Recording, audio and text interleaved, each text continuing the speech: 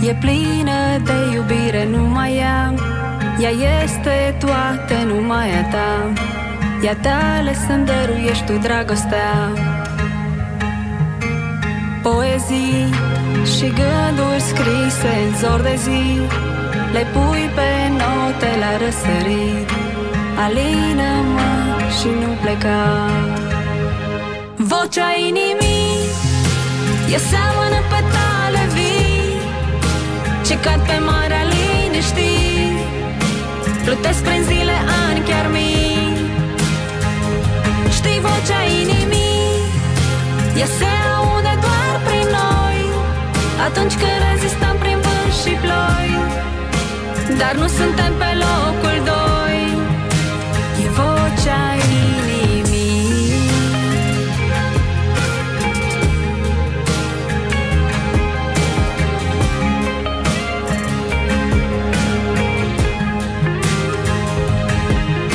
E așa frumos, cafeaua împletită cu al tău miros.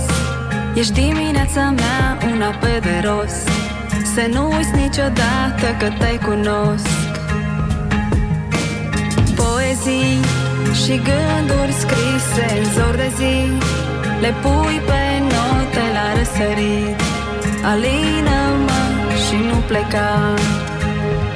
Vocea inimii e seamănă petale vii ce cad pe marea liniștii.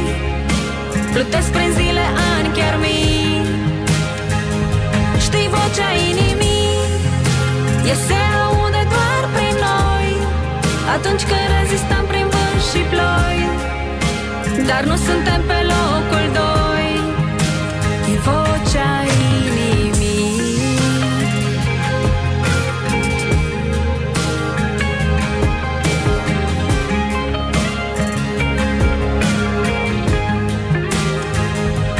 Vocea inimii e seamănă petale vii ce cad pe marea liniștii. Plutesc prin zile, ani, chiar mii. Știi, vocea inimii ea se aude doar prin noi, atunci când rezistăm prin vânt și ploi. Dar nu suntem pe locul doi.